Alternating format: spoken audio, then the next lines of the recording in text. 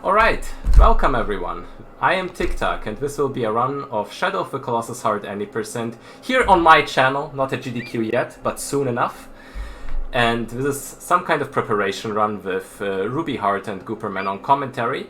First a little bit about the category in game. Shadow of the Colossus was already shown in GDQs before, but only the NTA boss rush for the main events, so this is very exciting for me.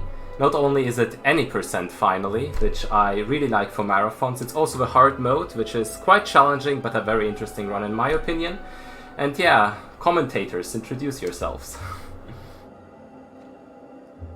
Okay, hi, my name is RubieHart. I am another speedrunner of this game. I ran it back in November for Fleet Fatales of GDQ with any percent normal. And I use they, he, she pronouns, really anything is fair game. And I'm really excited to be here commentating. Hello, my name is gooperman, formerly known as Church Neo. I ran this game at AGDQ 2019. It was the NTA Boss Rush category, like TikTok was saying. It's the only one that's been run at like one of the main two GDQ marathons. So I'm pretty excited to see TikTok run any percent hard. And just count it down, let us know when you're going. Yep, I'm very excited for this as well, and thank you so much for commentating. I'll do a countdown. 3, 2, 1, let's go. Do it, good luck. Thank you. Okay, so just to get into a little bit of what this game is. So Shadow of the Colossus, the basic premise is that you play as this protagonist, Wander. Now, Wander is coming to this place known as the Forbidden Land because there is a deity here known as the Doorman that supposedly has the power to bring people back to life. You bring a young girl with you named Mono, and basically say to this deity, hey, can you help bring this girl back to life? And the doorman agrees, but only if you release their power that's isolated into 16 different colossi. So unlike a lot of other video games where you have to deal with grunts and all sorts of additional obstacles in the way, the main things that TikTok is going to be fighting through in the course of this any percent hard run is just those 16 colossi. Now, the really cool thing is with hard mode versus what you would see in normal, he's going to have to not only deal with the usual puzzles that we have to deal with just in the normal version of the game, but in hard mode, not only do the colossi deal more damage to you as a player, but it also takes more hits to take down their sigils. And a lot of them have additional sigils and extra animations just to make it even more difficult.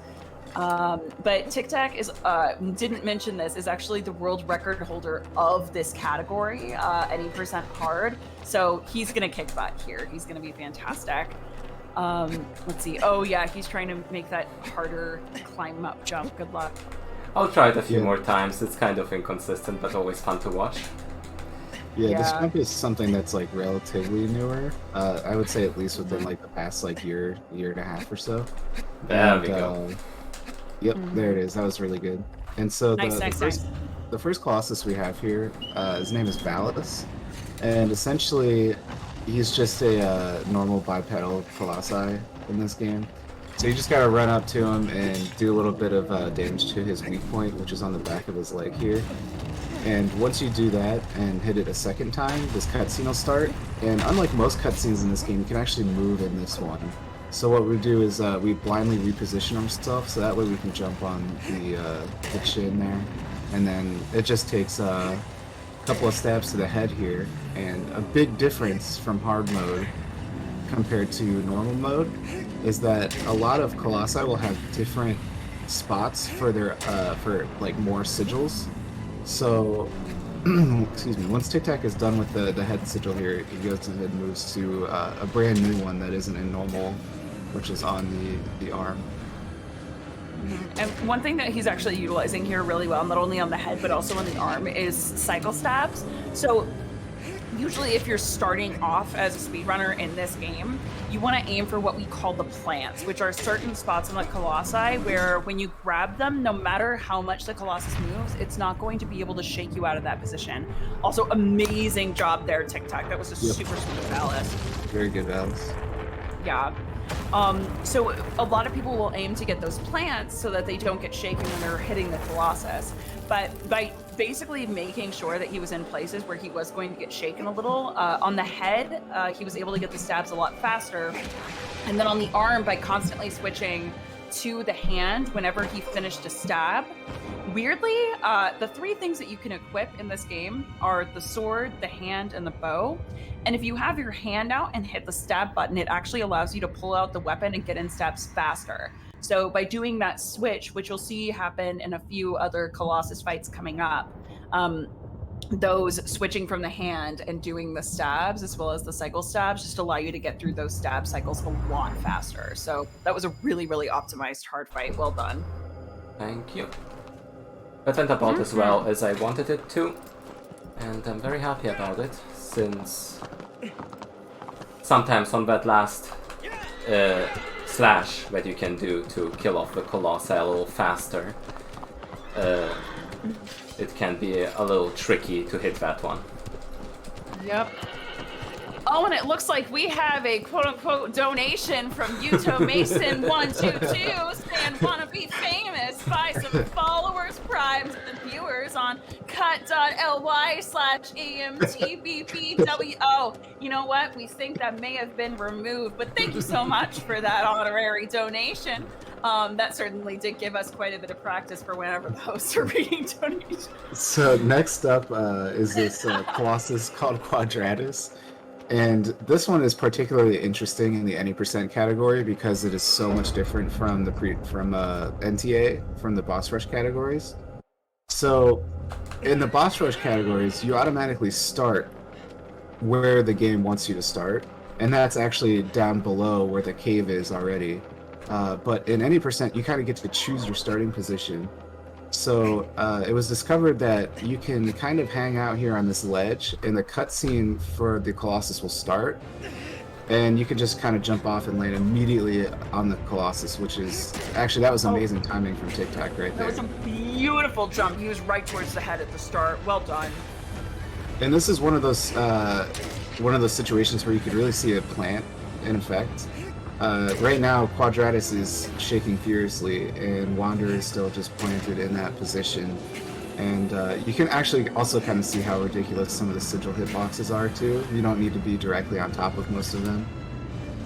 So after he destroys the first one there, he's going to go ahead and make his way to the side, which is where the extra hard mode sigil is.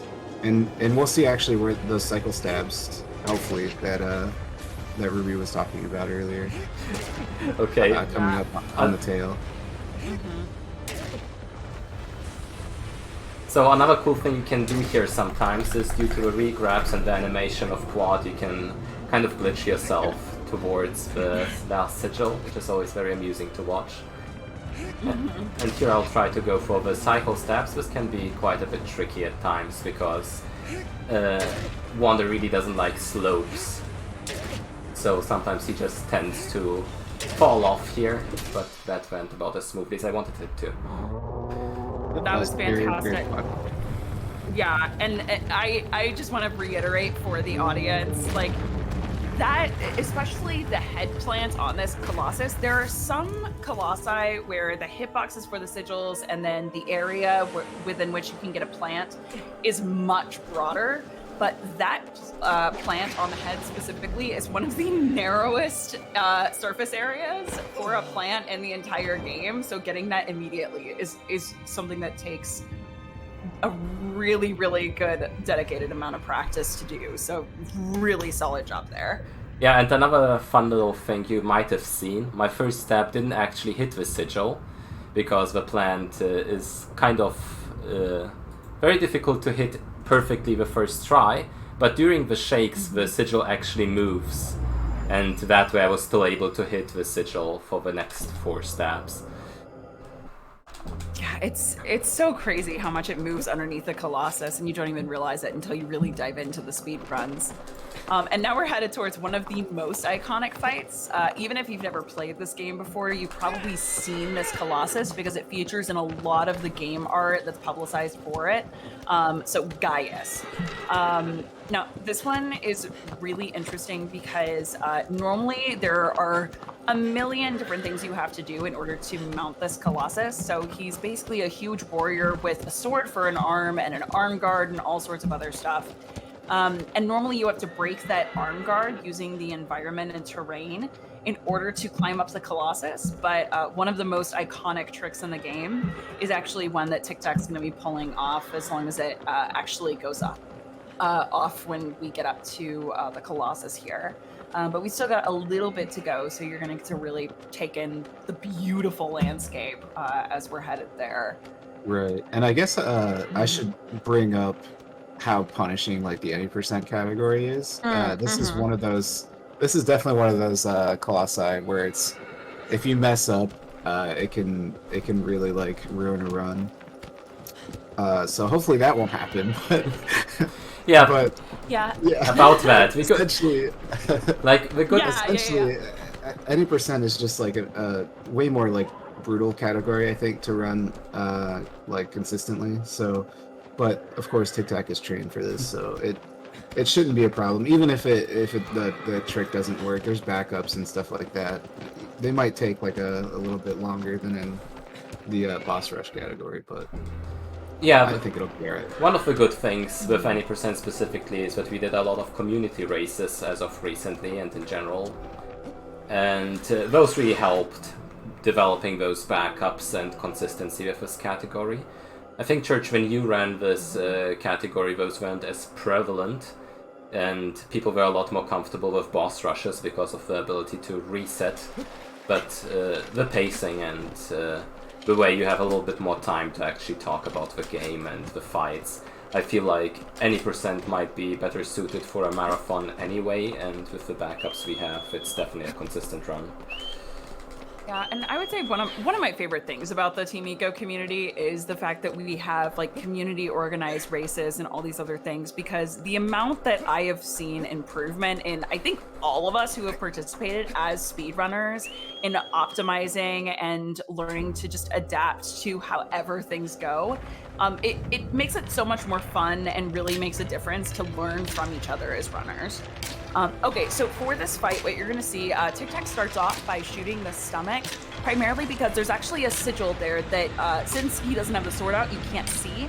But we as speedrunners learn where that placement is. So he's going to shoot a few arrows there just so once he gets to the stomach, he doesn't have quite as many stabs that he actually has to pop off.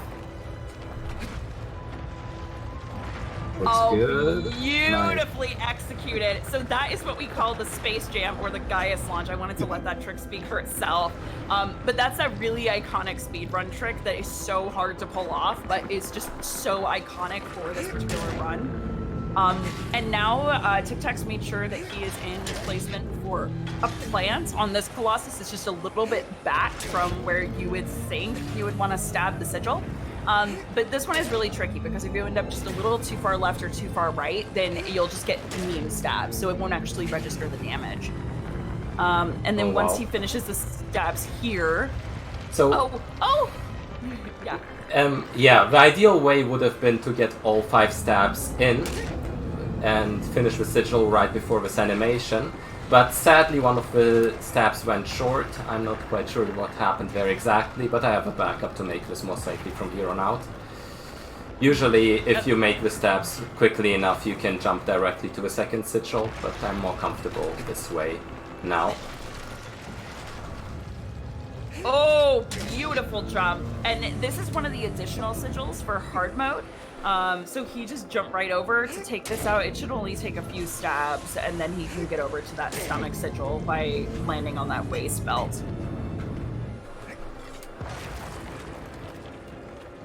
Nice transition there. That was a beautiful arm segment, and right now this last segment here can be a little bit tricky once Gaius starts walking. Wander, notably not the best at holding on to his position sometimes. So Gaius walking is a very, very difficult thing to just like hold on and get all the stabs in, but it looks like it worked out. Yeah, I feel like even though he has a very small frame, if you were to put this in D&D terms, he has a very high strength score, very low dexterity. constantly just gets shaken all the time. Also, I see we have another shout out from one usurpering in the chat saying, sorry I haven't been in your stream so much recently, but good luck with the run, my dude. Thank you so much, Yusu. Yeah, that was Gaius. That was, I'm pretty sure that's the box art for the PS4 version of Shadow of the Colossus, which is pretty cool.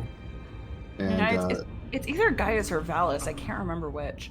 Oops. I think it's Gaius for the PS4 version and Valus for the PS2 version. Oh, that tracks. Yep.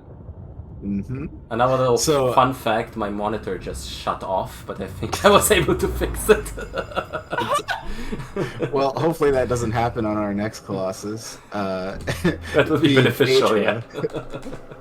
Phaedra! Nice little segue into Phaedra there. Yeah, Phaedra is a Colossus that kind of resembles a horse, I guess, or something along those lines.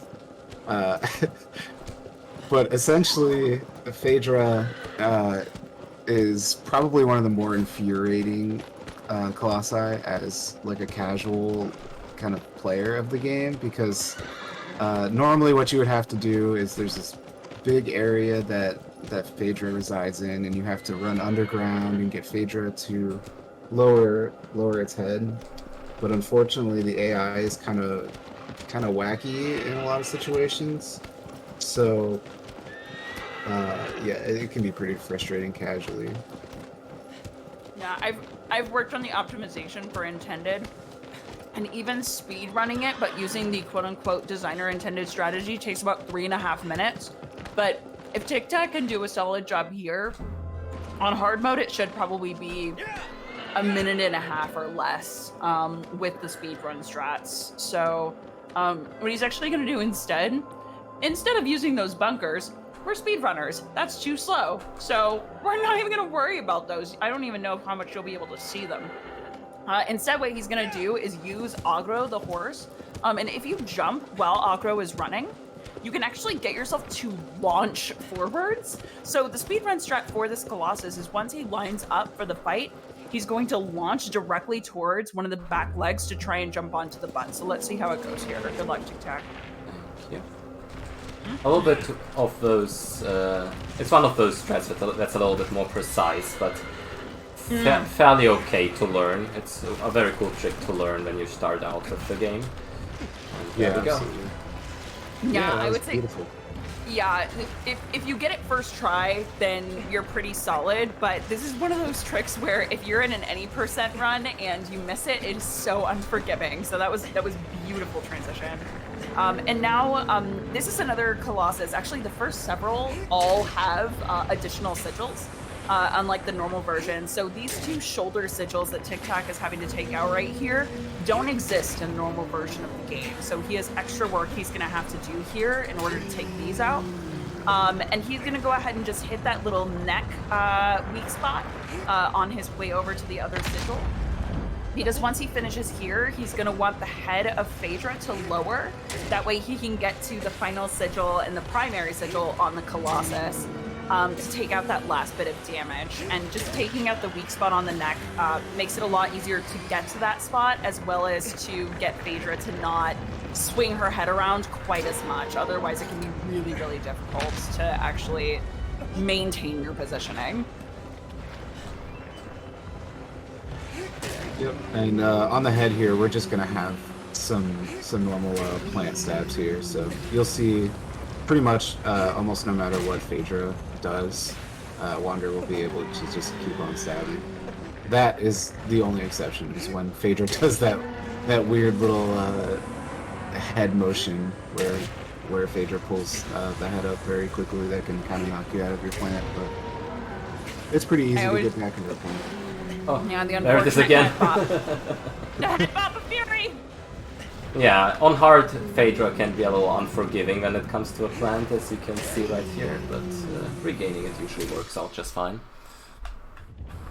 Nice. Well done. So that's Phaedra, and if you'd like, we have a little bit of time for a couple donations. Oh, absolutely. So we have one from Namscram_OW saying, I love D&D and I almost played it last night. I mean, I love it too. And actually, Tic Tac and I are going to be, along with a few of the other members of the community, so I believe Yusu and Mars as well. We're going to be doing a D&D campaign pretty soon here, so that should be a lot of fun if anyone wants to tune in for that.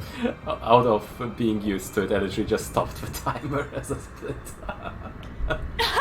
Oh no! It's all good. Just imagine the timer's still running. I can't do that mistake during GDQ, so it's all good. Awesome. Oh, and we actually have another donation, a shout out from Usurpering saying, I actually work right now, but you guys are killing it. Keep it up, with a wonderful heart emote from Yusu's channel. Thank you so much, Yusu. So next up, the Colossus we have is another one of the more popular ones, and its name is Avion. It's basically a winged Colossus that resides in a giant like lake of water or pond of water, and yeah, it's really cool. It definitely like one of the better like set pieces I think of the game, so it'll be pretty awesome. It's always one of the best ones to watch, I think, in a speedrun. Oh, I 100% agree. I think just the flying fights that really give you the scope of how massive the landscape is and how massive the Colossus is in comparison to Wanderer is really what... It's one of the most graphically iconic moments of the game, in my opinion. And actually, with this fight specifically, this is one of the first times where you realize that not only is hard punishing when it comes to health and additional sigils, but with this one you also have to worry about stamina management.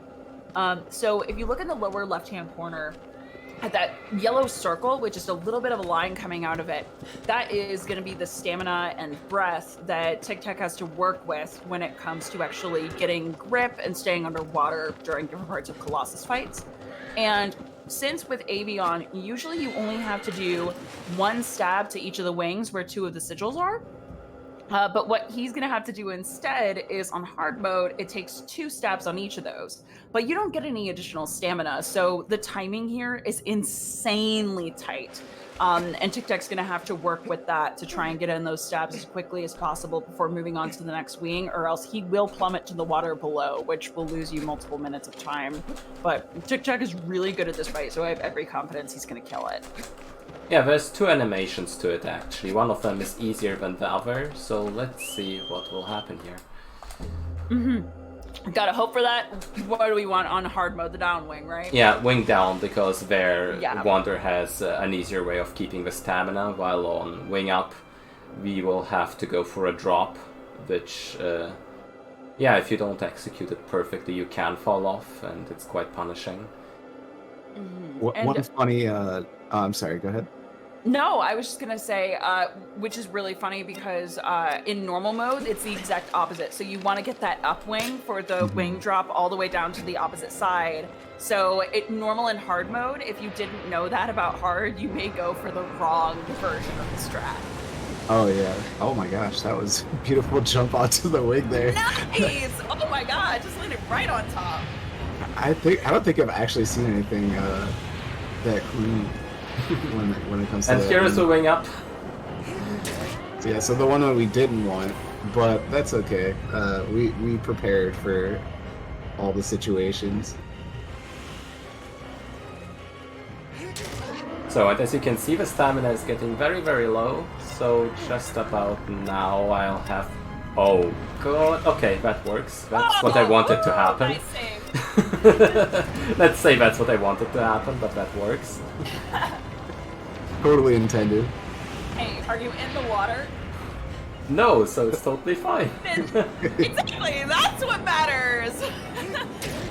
Yeah, and now all he has to do is take out the second wing, and the second one, as long as he ends up right in the middle, the final sigil that he's gonna have to worry about is gonna be right on the back of the tail, so he should be fine from here. Oh god. Oh god. One that really feels like making this exciting. Sorry, I regret everything. Yeah. Key phrase would be. Here's probably the funniest sigil hitbox in the game. You could actually be further up the tail. Let me demonstrate it.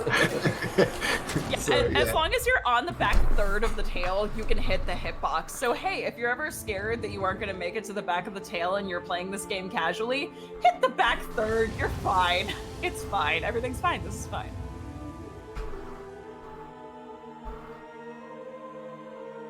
But yeah, like, on Wing Up, the whole issue is basically that due to the stamina management, you have a very, very difficult time keeping the stamina up while going from the sigil to sigil quick enough for the animations to line up. Like, if I was a little slower on the transition to a second wing, Avian would have started flapping the wings again right after, which would have made the transition back to the tail impossible. So that's the little difficulty there, but otherwise this was basically perfect. And yeah, another thing, as you might have also seen, Wander likes to stumble all around Avian's body, which is kind of not the best way to do it on Avian, considering there's a lot of speed involved, and sometimes Wander just likes to slide down, but that went well, unfortunately. High strength, low dex. I'm again going to say it's my new headcanon. Yep. So one... I was just gonna say one funny thing about this, about the any percent category is that there's a lot of downtime in between Colossi, so we will have time for a donation here, I think. Okay, let me see. So right now we don't have any donations, but I want to remind all of you that he is going to be running. So the wonderful TikTok is going to be doing this run of Shadow of the Colossus, any percent hard. Right now, it is slated for 3:30 p.m. Eastern Standard Time, so 9:30 p.m. CEST. So if you are interested in joining for Summer Games Done Quick, that's raising money for an incredible cause and showing off speedruns of really wonderful games, please feel free to tune in then to see TikTok, as well as hear the wonderful sultry tones of Gooperman and RubieHart. So yeah, this forest is quite tricky in many ways. Big change compared to the original version is that the devs like this forest so much that they make aggro slow down on purpose. So you have all the time in the world to look at this beautiful, beautiful forest. For speedrunners this is quite unfortunate, so I'll have to do those quick starts, which I managed to pull off. Those can go all kinds of wrong sometimes when aggro decides to stumble over a bush or a rock of some sort. And yeah, actually a big source of time loss sometimes, as funny as it is. And the next Colossus coming up is Barba, one of my favorites when it comes to hard mode, because it is very different in execution. And a strat that I actually helped find and optimize is the hand first. The additional sigil on this Colossus is on the hand, which is quite awkward to reach. And that's why I did my best to find a way to go for the sigil as the first sigil, and luckily enough I was able to find a way, which is kind of precise, but with a perfectly timed jump you have just about a pixel to stand on, and then transition to the sigil itself. And from there are a few more strats you can do to get directly to the head, which is quite different from the usual approach that you would do in a casual playthrough, where you'd have to go through the whole arena to make Barba look down at you while searching where you are, which of course would lose a lot of time. Also, a little floating around is always quite nice with Wander. And there we go, here's the arena. And the strategy... This is actually... yeah, go ahead. No, go ahead.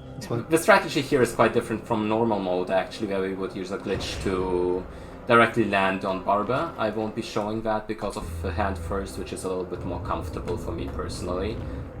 There are people that still do the hand first, but then... Oh, okay. That's fine. I'll just do a nice little reset that you can do by just getting stomped by Barba a couple of times. Yeah, that's the one good thing about like hard mode over normal, is that damage is amplified. And normally damage is kind of a joke in the normal category, because it would take a very, very long time for Barbara to actually do enough damage for you to get this kind of like reset here. But now Tic Tac is lined up for the hand first again. And that's a much better lineup. Well done. Yeah, and so in the normal version of this game, there actually are a few Colossi where we'll utilize tactical deaths, but it's more like a tactical yeet, because there are two particular Colossi where if you don't land it exactly at any percent first time, you can actually just throw yourself off of a nearby cliff. But for these Colossi, where it's much easier to die and reset, it makes those resets much easier in hard mode. So that's at least one benefit. Oh, and there you saw like one of the better or one of the cooler tricks in the game where you're using this kind of like physical or this physics momentum to carry yourself from one position to another on a Colossus, and that was definitely one of the cooler ones. Yeah. Also, that launch is really hard to do, so well done there. Yeah, it's one that took quite a while to properly develop in the hard mode, because on normal mode we have a quite consistent one from the other hand, but obviously it's faster to launch from the same hand where you're already at. So this takes quite a bit of timing, but that worked out pretty much perfectly. That was an excellent Barba as well. Despite the retry there, like the reset, it was a very, very good Barba. I will say also, just doing the reset instantly versus trying to go for it again, because this Colossus isn't one where you can just go back to the position that you were in before to try and get the same animation that you want to reset. He'll decide that he wants to shift around like crazy, so that actually was saving a lot of time the way that he just did that. Yeah, it would have been possible to try and go for the same animation, but then the lineup is a little trickier because I don't have certain markers in the ground that help me with the timing, which I use to get the jump itself a little bit more consistently. Both of those tricks 100%. Are quite challenging to do, and some of the coolest ones in hard mode, I think, because they are so different from the normal strategy. Yep. Now, Tic Tac, question for you. Yep. Hey, how did you get into speedrunning this game? So, not quite all the other people. I actually never played the OG initially, and I got into speedrunning this game specifically with the 2018 version. A good friend of mine, brand new, got me into playing the game at first, and then after I was done with the casual playthrough, he basically was wondering, what are the speedrun times for the any percent hard mode run, because he liked to do those kind of in a casual way, but got pretty decent just from that. And then we realized there weren't that many runs at the chart back then. I kind of helped him get into the game, and once I got the game myself, I also started running it. It was a little bit of a competition. So basically right after my first casual playthrough of this game, the next thing I did was starting to speedrun it. At first with ILs, mostly hard mode, which is why I still prefer hard mode over normal mode personally. I run it quite a lot compared to other people. And then slowly but surely I got into the full game runs, and since the community is so amazing, I stayed and am now managing a lot of community projects and streams, marathons, all that kind of good stuff. Mm-hmm. It should be noted actually that Tic Tac is probably one of our, if not the best runner at helping introduce new players to the game. He created like a large document that has pretty much all the resources you could ever want or need when it comes to learning how to play the game. So not only is Tic Tac an amazing runner and definitely like at the top of runners in the game, he's also definitely the most welcoming runner, I would say. Yeah, I would 100% agree with that. Actually, a lot of the speedrun strats that I know for this game, I learned specifically from you or your tutorials, along with a few of the other people in the community. So, hey, thanks, Tic Tac! It's a pleasure. I really enjoy introducing this game to new people, and making tutorials for it and keeping them up to date is also something I like doing a lot. Especially with this game progressing further and further, the more people join, it's always very cool to see the progression. For example, with this hard mode run, I remember when I first set the world record for it, it was like a 141 real time. And I think I'm right now at this point where a 141 real time would be considered like about what I can do on average. So that one improved by a lot, and many more people did runs since then. Heck yes. And we're actually about to come up on one of the hardest Colossi in hard mode, Hydrus. So this one, hey, if you have any fears of deep water and monsters within said deep scary water, this is the good time to do like a 2-minute coffee break or a hydration break. Go get yourself some water. For everyone else who, you know, loves having the monsters of our nightmares displayed on screen. So this Colossus Hydrus is not only difficult because you have to do an exact number of swim cycles forward in order to ensure that you're in the right placement, but once Hydrus brings up the head and starts to do kind of an arc underneath the water, Tic Tac's gonna have to execute a series of 3 perfect jump stabs in different positions to get Hydrus to turn her head and land on top. Unfortunately, it does look like that was missed, but let's see if you can grab onto the tail back. Oh no, that's a death. Okay. I will never grab onto the tail. I will always go for the death, by the way. That's again one of the benefits of hard mode right there, is you could actually die very, very quickly on purpose to go ahead and reset your position. Yeah, this one is really brutal on normal because if you don't grab on and hold on for the sake of dying and resetting, getting the attention of the Colossus to get back on takes forever. So even though this trick is really hard on hard mode to execute, it's also really easy to reset. So that's the upside downside there. Yeah, let's see. Okay. And as always, when I do it on second try, big shout out to JK. He found this backup and it's so consistent. That's fantastic. Yeah, that looks so much more solid. And normally on normal, we can just do jump stabs straight to the sigil without having to take out that node and just do it all the way home.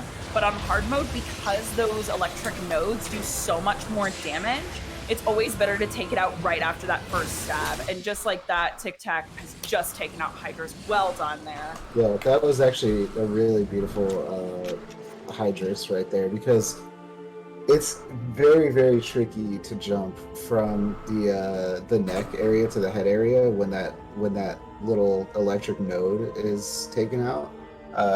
The detection for Hydrus is when Hydrus detects you kind of like around the head area, it'll do a head bob, and for some reason that area is like kind of extended backwards towards the neck more when that sigil is out. So that's why that last section is very difficult, but Tic Tac managed to do it perfectly. Yeah, in many ways, hard mode basically allows you to make more mistakes compared to normal mode, since a lot of stamina management and getting into awkward positions because of additional sigils just adds that little risk factor, so it's a lot more difficult to stay consistent in this mode. But I personally think it also makes you a lot better at the game because you learn to adapt to so many situations while running it. And it's a lot more rewarding if you then manage to get things consistently well. I think that's actually something that's pretty consistent just as an opinion throughout the community. Like every single person who I've talked to when I was like, hey, how do I get better at this game? Basically everyone, whether it be you, Aiden, Foxy, anyone else I've talked to, said switch to hard mode, and then once you go to hard mode, everything will be so difficult and you have to get it so optimized that everything when you go back to normal will be so much easier. And it really is true. Once you optimize this category and really memorize those animation cycles of the Colossi, it just makes you so much astronomically better at the game. Yeah, there's actually a funny story about that. The best runner of this game in normal mode, Inception, he was very critical about hard mode and how everyone said, oh, you get better by doing it and so on. And he absolutely hated the mode when he started running this game on hard.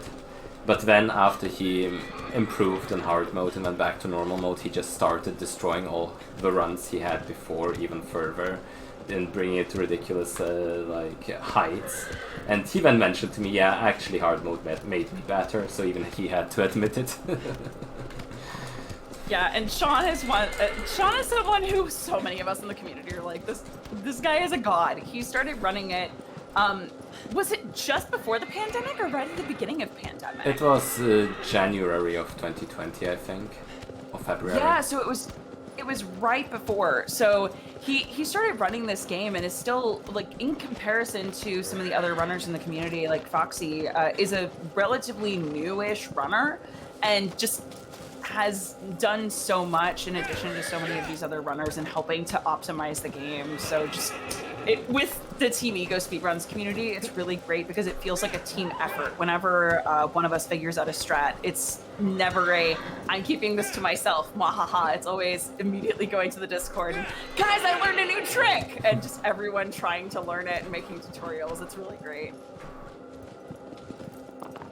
Yeah, and I always have to bring up Sean because he's just one of those people that pushed me a lot with the game when he started out running and throughout like hard mode as well. It's amazing to have like someone to push you further and further even when you're like content with the runs, because it allows you to like get to optimization way faster, and it's amazing how everything developed in that regard.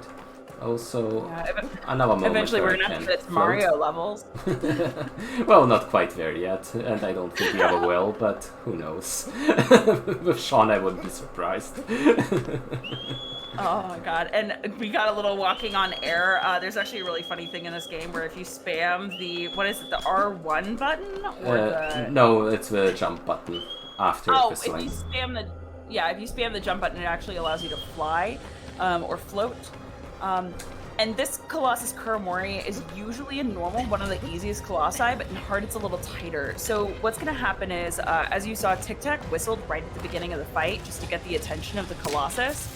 And as soon as Kuramori is at the very top of the wall, he's able to shoot out those two legs pretty quickly.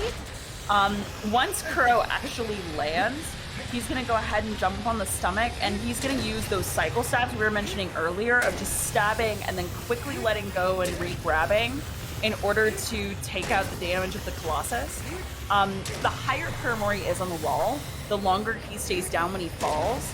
And with hard mode, in order to do what we call a one cycle, so not having to do all of the animations of knocking down the Colossus, etc. all over again, you have to make this timing as airtight locked as is humanly possible. So far we don't have any meme stabs, so it's looking pretty good here. Yeah, actually that one was really fast. Yeah, nice. He basically defeated Kuramori before Kuramori was doing its little wiggle animation to get back up, and that's usually like when the panic kind of starts setting in, is when you see Kuramori start wiggling, because you know that it's about to turn back over, and once it turns back over, that means that you just lost a good minute of time there, so.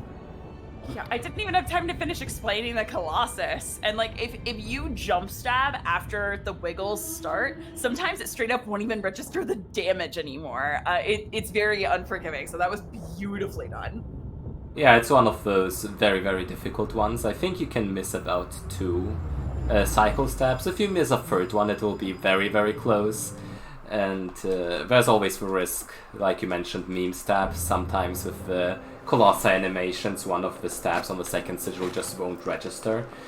And that can kill a run very quickly.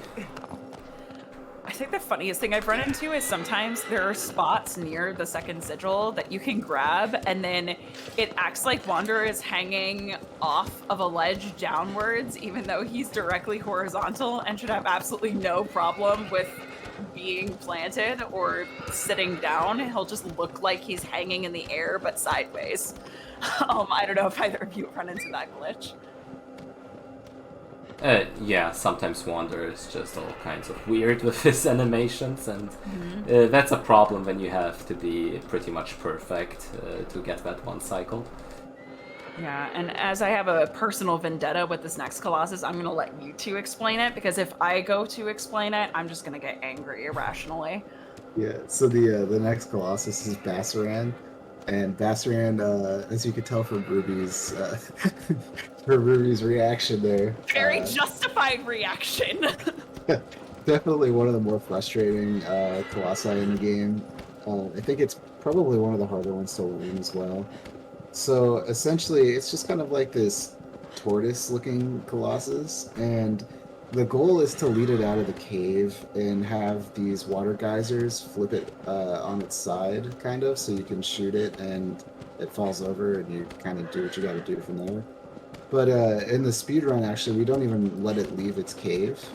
So we're going to be using like a physics exploit to jump from one of the front legs to the head area as it's kind of like as it's lifting its front legs to kind of do like a big stomp. So it's pretty cool here, and we have like a nice little lineup to pretty much like give us the best chance possible to do this. And I'm gonna go ahead and let it play out though, because it's definitely one of the cooler ones to watch. Yeah, and one of those tricks that is a lot harder to do on any percent than on the boss rush, because the lineup varies and timing it sometimes can be quite difficult. But there we go. Yep, that was perfect. Gets a nice little jump stab in, and now it's pretty much smooth sailing. Bassaran does not have like an extra sigil, so essentially Tic-Tac is just going to be doing his best to get as many stabs in on the head as fast as possible. You see him actually kind of fall off the head there. That's to reset Bassaran's head shaking like animations. Once you get Bassaran past half health, he'll switch from that animation where he rears his head back to one where he just kind of shakes back and forth. And Tic-Tac's going to go ahead and try to get a plant, which I think he has right now. With Bassaran, you never know. The plants are absolutely unpredictable. Sometimes I jokingly say that the plant on Bassaran isn't real, and as you see, it's not real. It was not real. It's like, if you have a plant or not, it's up to Bassaran's feeling that day. And if Bassaran doesn't feel like it, you won't have a plant. That seems more like one. Yeah, there we go. But that was a really good Bassaran, especially for like an MMA percent category. It's not very easy to get it first try, so extremely well done. So yeah, I think we should have some time for a couple donations. Wonderful. Okay, so we've actually got a few more shout outs from Namscrammed_OW. Many of these are actually just cheering you on, Tic-Tac. So we've got some wonderful emotes and a woo easy. Thank you so much for the cheering and encouragement of our boy Tic-Tac here. We are officially past the halfway point. So we are headed towards Colossus number 10 out of 16, which is actually one of the most beloved boys in the general speedrun community for this game, Dirgy Dirge, or Dirge, otherwise known as.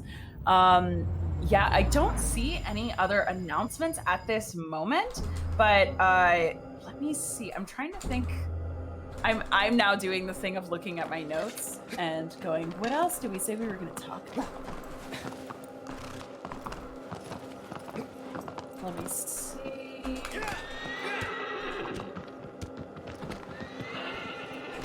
Maybe about Dirge in general and the speedrun strat about it, because it's very subtle if you're not running this game or not playing this game casually. It's a sand snake, and the whole idea of the fight is to hit its eye while running away on aggro to make the Colossus basically hit a wall and get stunned. And then there's two sigils on Dirge, which on hard mode take just about 5 stabs each. And the problem with the usual casual strategy of it is that once you destroy one of the sigils, that triggers an animation where Dirge goes back under the sand and you have to hit the eye again and to redo this whole process. And now the kinda amazing genius idea that the speedrunners use Basically, to kill a Colossus, you have to deal its health in damage, pretty logical. But that doesn't mean you have to kill all the sigils. The point about this fight is that hitting the eye with the arrow actually deals a little amount of damage. And that's basically the leeway you have to one cycle. You have to deal the exact damage on the first sigil that you don't destroy it, but you also deal enough damage combined with the arrow damage to allow 100% of the health to be depleted, which is quite tricky, as you might imagine, because the eye damage isn't really a lot of leeway. It's basically a pixel, meaning if I overstab, the animation triggers. If I understab just a little, it won't be enough damage, and then I'll have to do the second cycle anyway on the second sigil.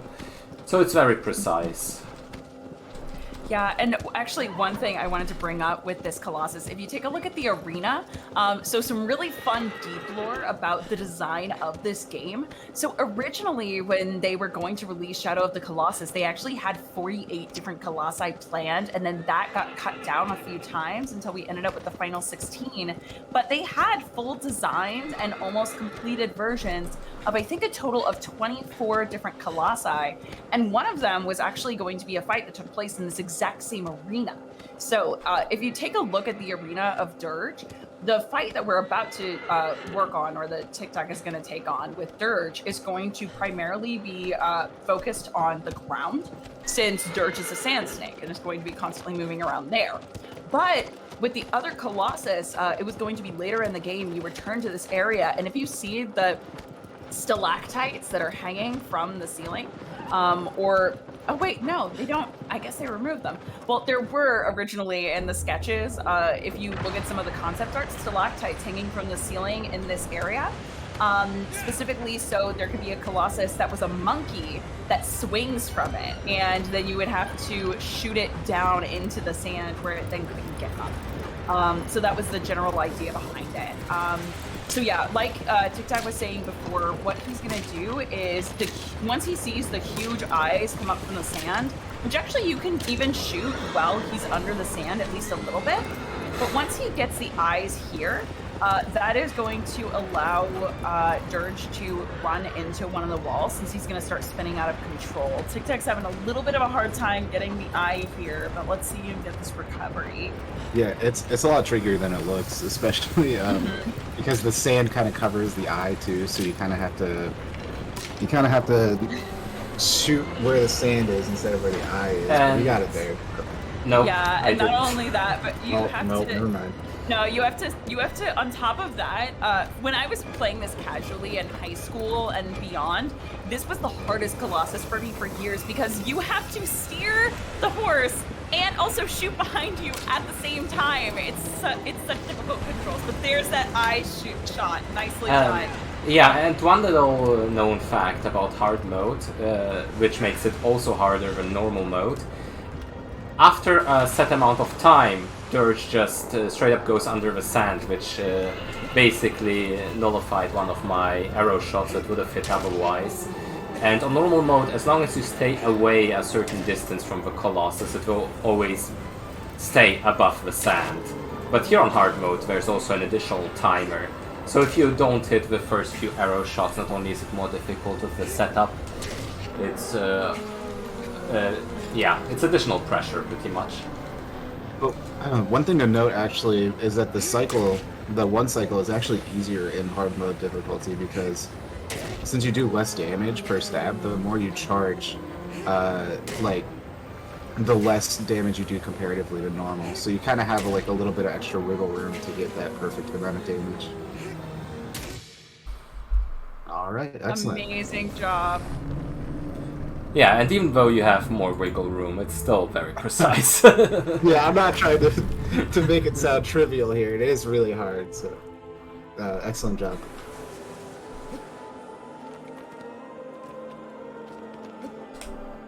And that's Dirge, so we should have time for a donation or two, probably. absolutely. So really quickly, I want to tell you about the organization that Summer Games Done Quick is going to be benefiting, which is Doctors Without Borders. So Doctors Without Borders, their main mission is every day they deliver emergency medical aid to those who need it most.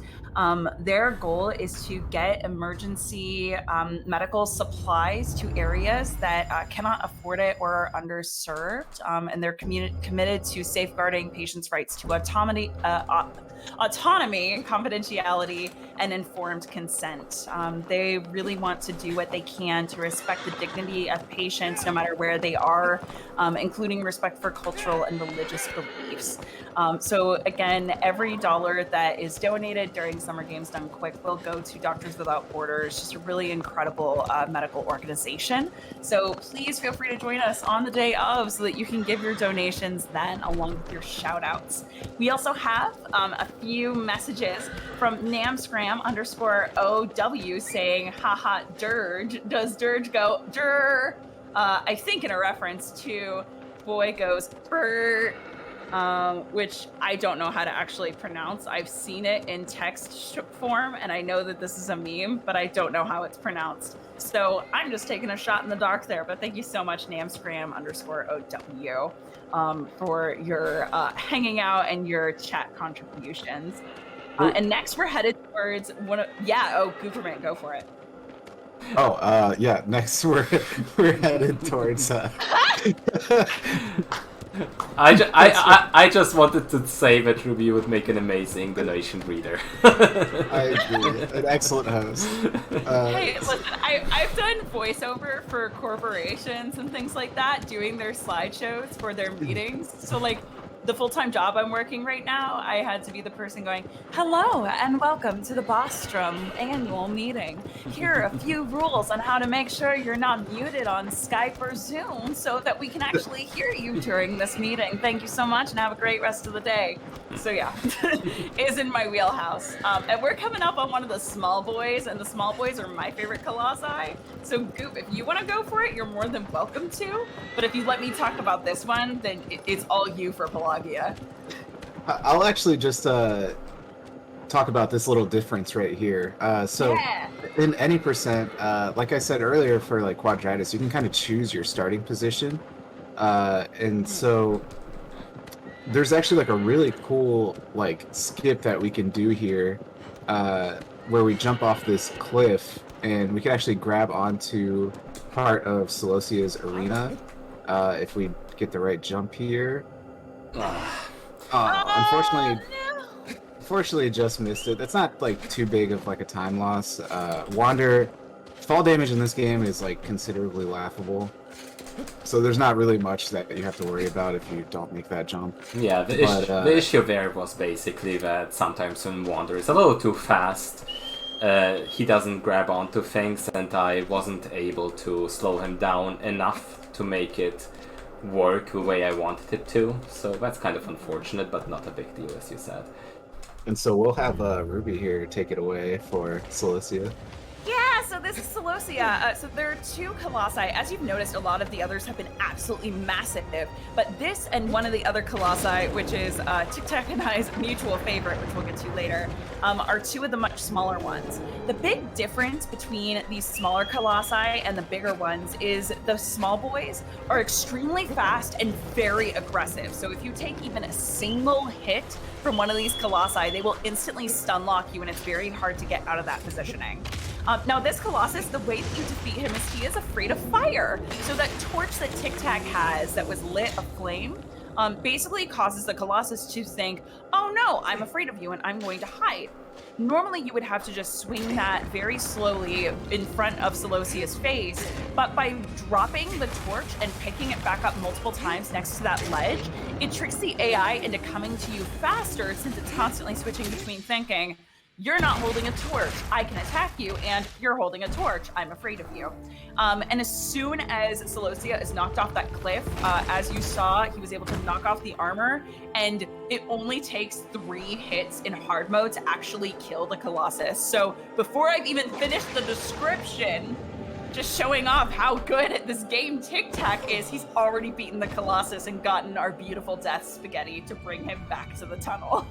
Or to the temple. I know how to words. Well, this tunnel. I mean, the Tunnel of Light.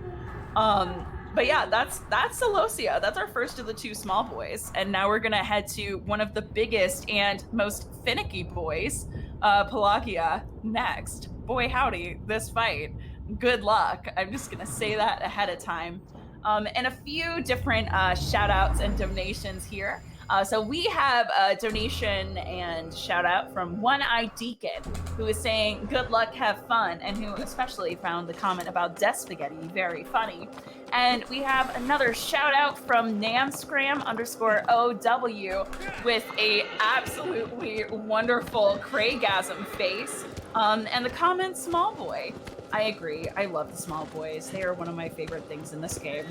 And I'm going to go ahead and turn it over to you two for Pelagia and the description of this fight. It's one of the most beautiful fights in the game, but also, especially on hard, one of the most difficult. So, yeah. So notoriously, Pelagia has been a run killer at like every category. It's even worse in any percent. And so basically multiply that times 4 for hard mode. So in the easier categories, like normal, you can actually defeat this Colossus in 1 cycle. So what we'll be doing is basically leading Pelagia to one of like the gazebos that are in the water. And what you would do from there is get it to kind of like raise its arms up and put them on top of the gazebo, so that way it exposes its weak spot on the stomach. And in normal mode, actually, if you do a couple of precise stabs, you could actually defeat it before it goes back down underwater, and you'd have to repeat the process. But in hard mode, there's actually no way to do enough damage for that to happen, and you'll have to do enough damage to it to where it resets the cycle, and you'll have to do it again. But there is something tricky when it comes to that, is you could actually mess up even the 2 cycle by doing not quite enough damage to the sigil the first time. So very, very punishing Colossus, and definitely one of the ones that's like you really have to be on top of your A game to get a good one. Yep, and not only that, not only for the 2 cycle where you have to be on the sigil very early, involving like a kind of tricky little skip, which tends to sometimes not work when Pelagia is kind of out of position. It requires a very precise setup for it to even be possible. But then, even if you get the 2 cycle, there is pretty much the only, in my opinion, real RNG moment in these runs, which basically, after you do half damage, you let yourself fall back, so you can then, during the cutscene, jump on top of Pelagia, and that makes the rest of the fight a bit faster, since you're already on top of Pelagia and can continue navigating Pelagia directly. But there's variance on which way Pelagia turns, meaning if Pelagia turns left, it is a lot slower than compared to if Pelagia turns right. And an additional factor is that during that cutscene you don't have any control over Wander, meaning that there is a good chance of straight up just falling off the Colossus without any control over that fact. And then the setup and positioning for the second gazebo is also very precise. So this is one of those Colossi that has the most variance when it comes to the speedrun. Even if you do things perfectly, you can easily lose 1 or 2 minutes. But yeah, backups are more so, even more important. I will swim towards this platform where the fight starts from the right side, which triggers the cutscene. This is a specific reason. Since now Pelagia won't be able to see me directly, it will turn a little farther, which allows me the setup to actually try and do the IL strategy, which is grabbing on here directly, which went perfectly. Alright, yeah, that was an excellent mounting right there. Nice. And you have to like hit these teeth to control Pelagia, so we have a very specific setup to where we hit these teeth at the right time, and it lines Wander up perfectly to go ahead and get the attempt at this first cycle here. And like I said, this is going to be very precise stabbing, and he has to get to the sigil very, very quickly and start stabbing quickly as well. And the goal here with these stabs, we want to get a 2 cycles, so being able to finish the Colossus in just 2 rounds of this animation cycle. And if he's able to get Pelagia past that halfway point, he can actually get himself onto this platform and during the cutscene jump onto Pelagia's head. So it's a strategy that's typically just used in any percent hard or in the hard boss rush, and I think he executed that jump perfectly, so he should be right on the head next to the teeth. Pelagia turned left, first RNG moment, and let's see if I stay on. Nope! There it is! Oh, that's so sad. I saw you right on top of the head, too! Oh, that's so unfortunate. That's what I mentioned. I did pretty much everything perfectly, but I'm losing a minute here. Literally, both cases of RNG went as poorly as they could go right there. Yeah, like, he did everything perfectly. There's nothing that can be done about that, but at least you got to that halfway point, so it still is only going to be a 2 cycle. Yeah. That's the saving grace. Yeah, for a marathon run, it's not too bad. But imagine being on world record pace. That's basically the thing of it.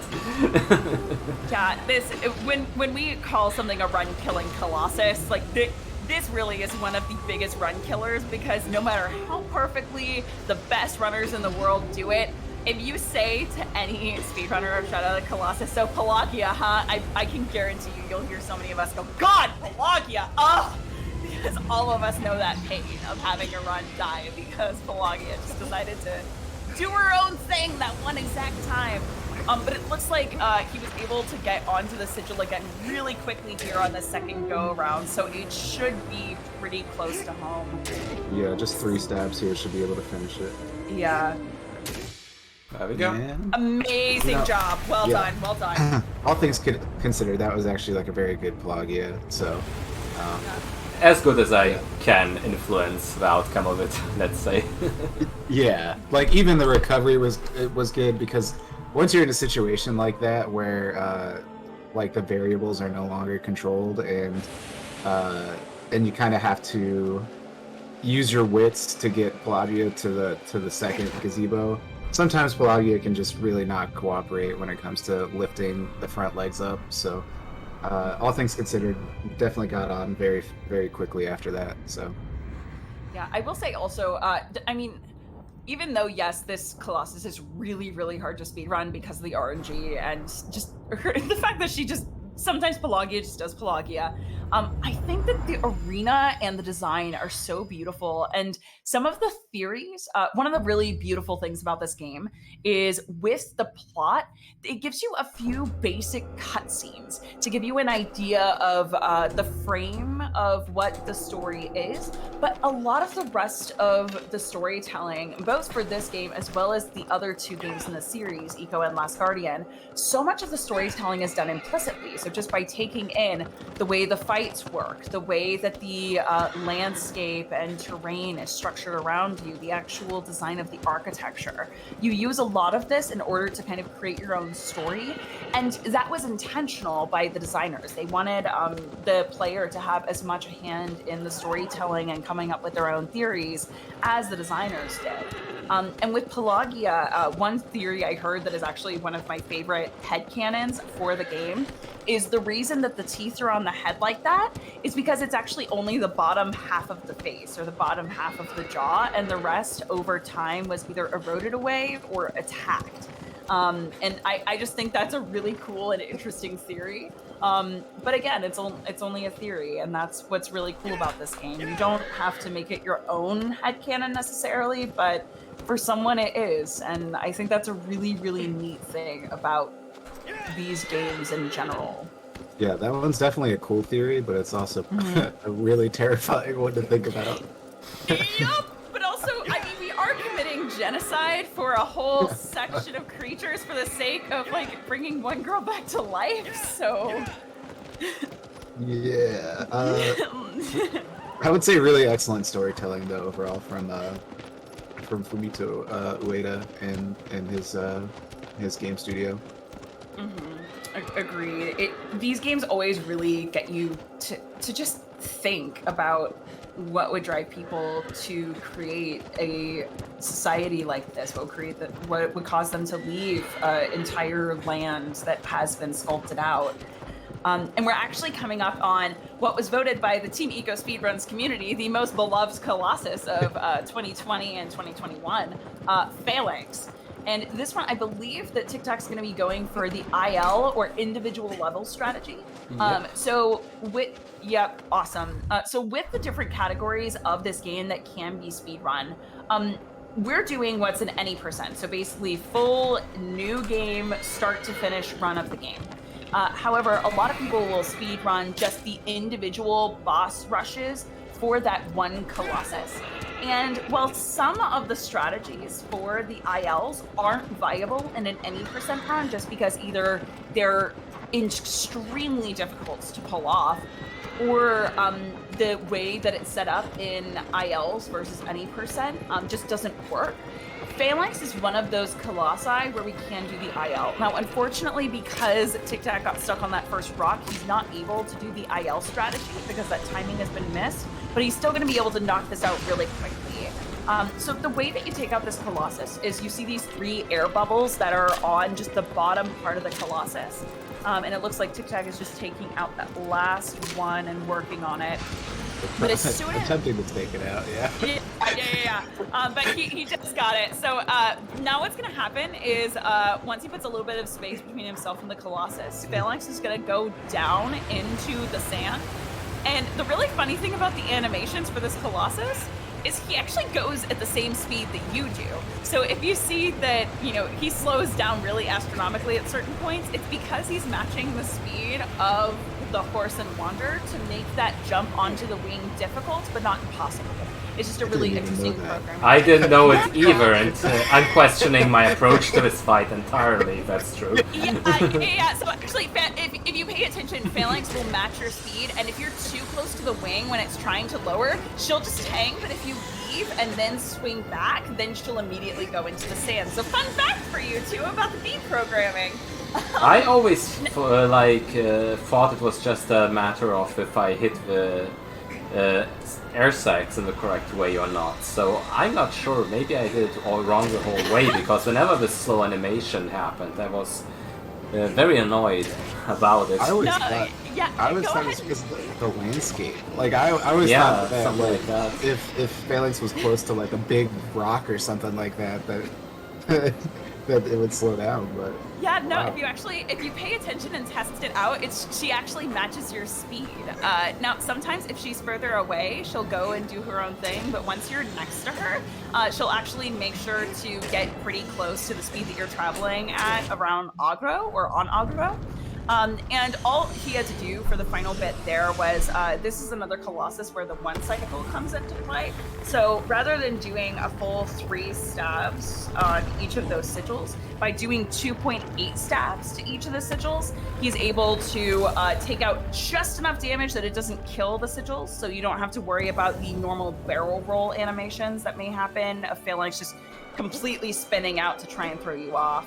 But if you fully take out a sigil on this Colossus, those flaps above each of the sigils will actually close and make it completely impossible for you to even try and take them out before she dips back into the sand. But that was a really beautiful one cycle from Tic Tac, so well done.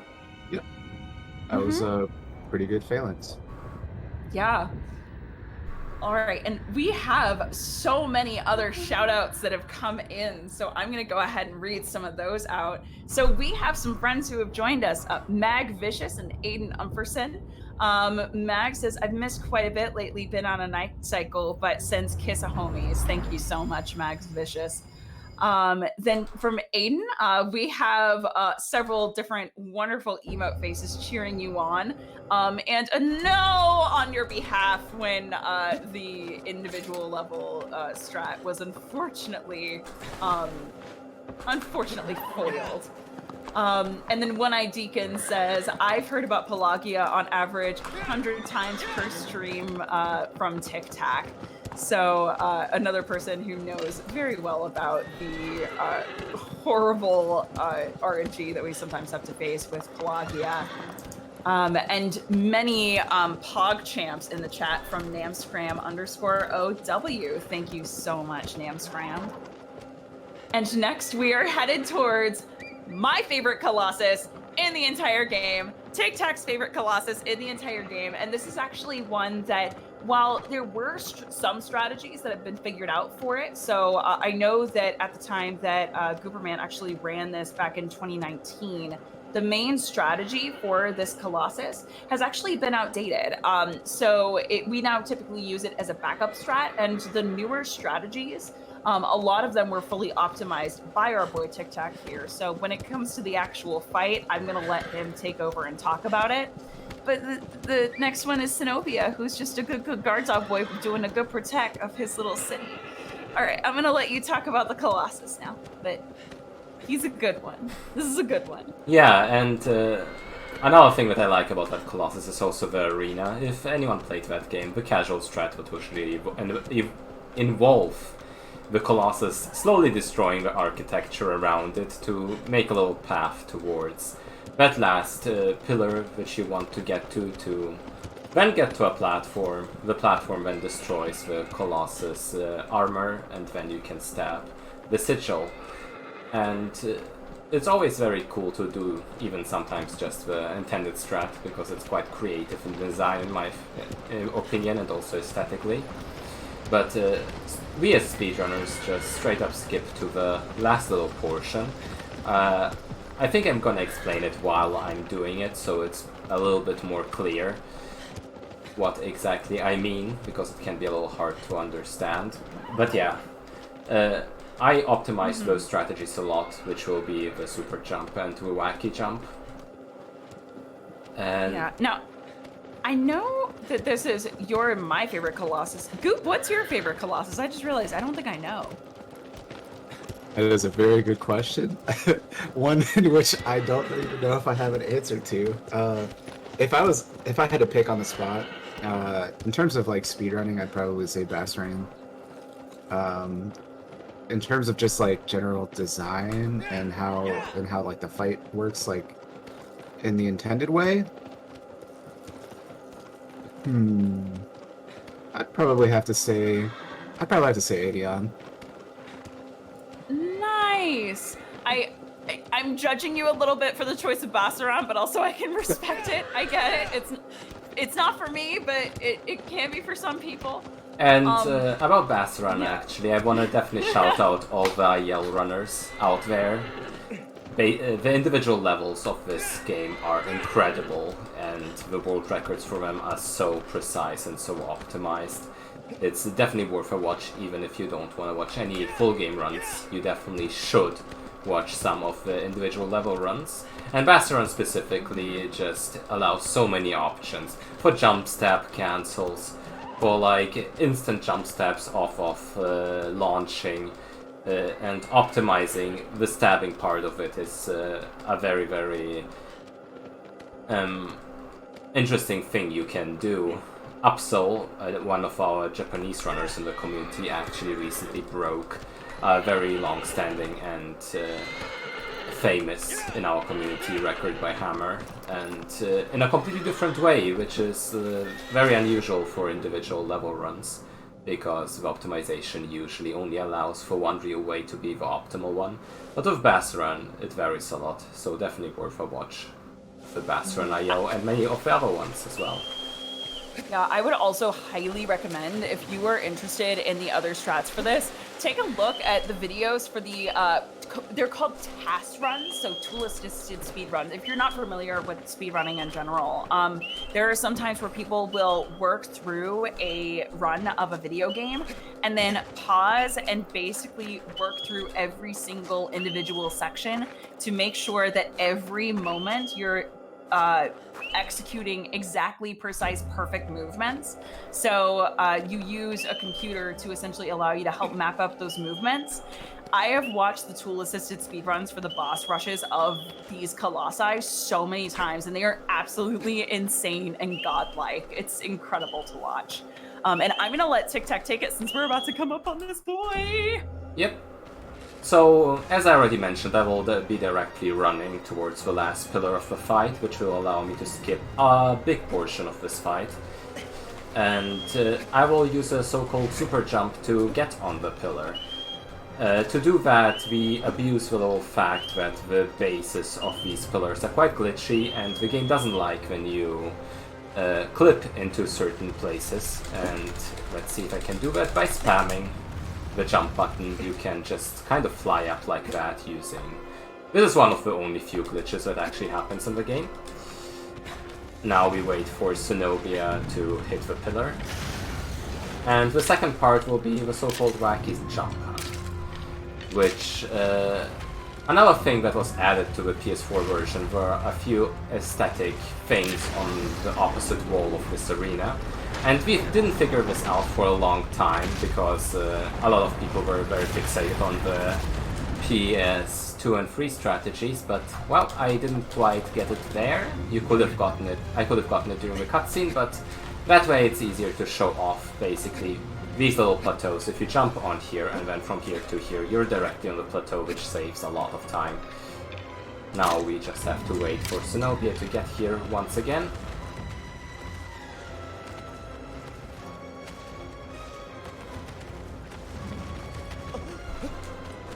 Zenobia taking sweet old time. Yeah, a lot about really. this level, individual level-wise as well, is based more so on Zenobia than on you. So optimizing the few little AI manipulations you can do to make this fight faster are very, very important, as well as the execution, obviously. Now I'm gonna jump on Zenobia's back with another very important plant, where you will be able to see how ridiculous it can be. I'll just let Zenobia shake me a little bit, and you saw there, Wander just doesn't care. If you get the precise positioning and the right execution of the grab, these plans are one of the very important things you can do in a run to optimize the fights by a lot, and these are usually some of the strats that are first learned by new runners, and there we go, that's Zenobia. Almost, because it's hard mode, so there's a little pixel left, but there we go. Yeah, excellent job. That was a very good Zenobia. Sometimes the super jump can be a little finicky, so it's always good to get it within like a couple seconds of attempting. Yeah, as far as I remember, when you did your run, the super jump was already known about, but not really used that much because many people didn't find it comfortable to try, especially in a full game run. I was scared of it. Okay. No, you weren't the only one back then, but I slowly but surely started improving certain setups for it. It's still not entirely consistent, but I think with the right positioning and mashing, it's at least definitely usable now, and most of the runners also do it that way.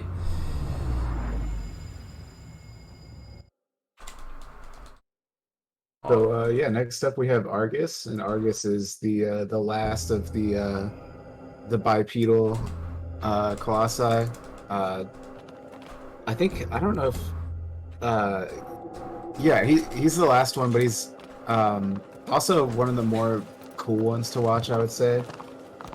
He has like a very cool physics exploit that we use, and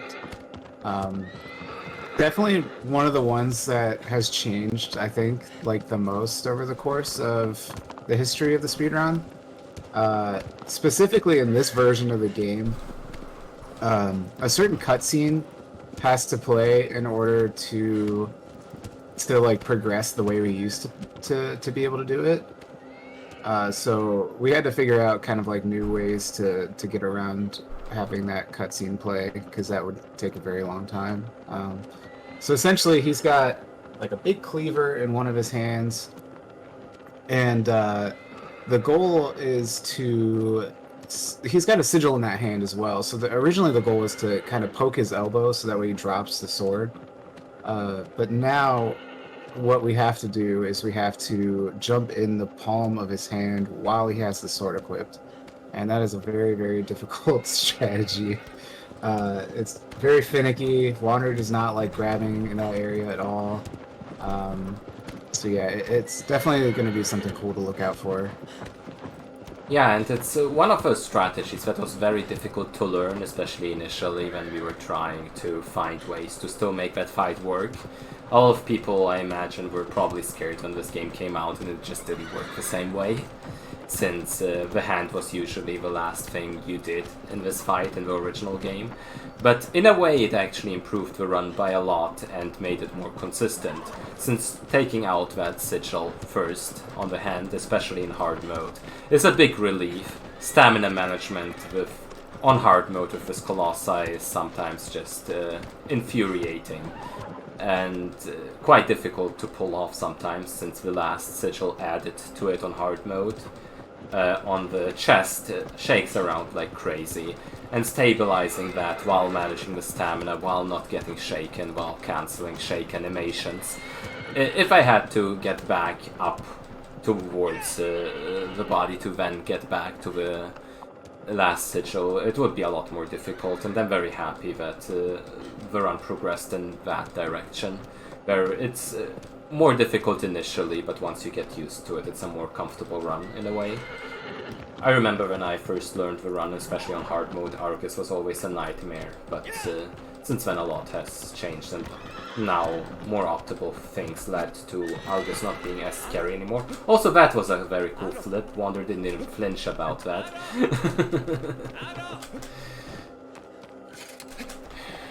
Yeah, Argus has, I think Argus takes the longest to get to, maybe? Or, it's probably Zenobia, but Argus also takes a very, very long time to get to.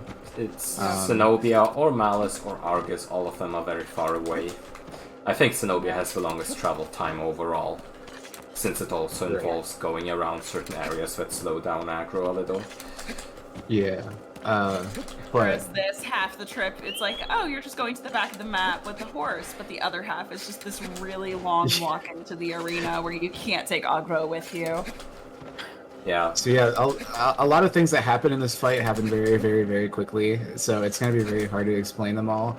But essentially, once he skips the cutscene for Argus, he'll get Argus to stomp with one of his feet by running to the right, and what he'll do after that is he'll jump onto the like the knee that's lowered, and he'll run up the leg and then jump into the hand, or at least he'll attempt. So we'll see how that goes. And then he'll have to jump immediately from the hand back onto the leg.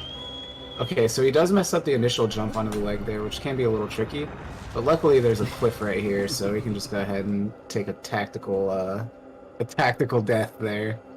Tactical yeet, as my community is starting referring to them as tactical yeets.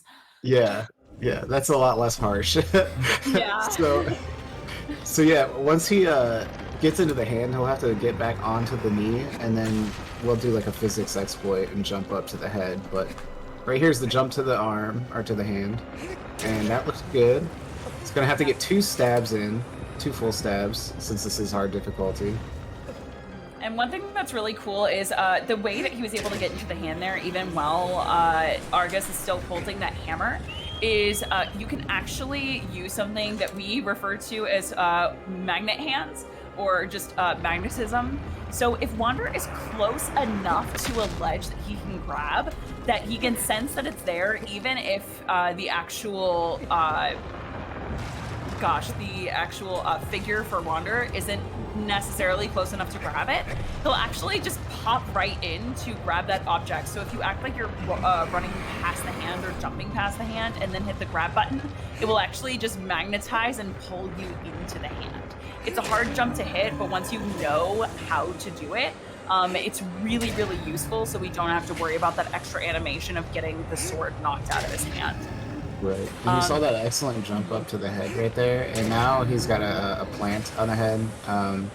So he'll be able to go ahead and knock out the sigil, and Argus does have an extra sigil on his chest. So we'll have to jump down there and grab onto it. And this one, Yeah. Luckily, it's a little bit easier in any percent because you have a little bit more stamina over the course of the run. Because once you beat a Colossus, your stamina and your health go up a very small amount. So you do have a little bit extra stamina. Is that true? That's interesting. I didn't know that. Yeah, the one thing that's really brutal though is unlike the Avion sigil where you can just be on the tail and as long as you're on the back third you're fine.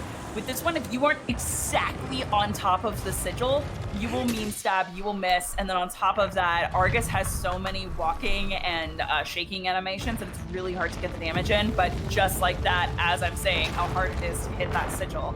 Right, yeah. Takes it out like smooth like butter. That was a very, very, very good chest sigil too, because notably that one can be very frustrating because Argus shakes a lot, and you have very little time in between shakes to get the stabs in. So you did actually see him do the thing where he will switch to an unequipped hand, so that way he can get faster stabs in. And that's the strategy that we used on Argus there as well. Yeah, and that's actually kind of dangerous as well, or it can be, because the stamina is basically a timer that ticks down slowly but surely. And sometimes when Argus just shakes around like crazy, it can be difficult to hit those timings to actually get damage in. And then you always have to decide, do I accept this shaking animation so I can get an easier stab in after, or would that cost too much stamina, or would that be too slow? So, yeah, it always is kind of difficult like that on hard mode.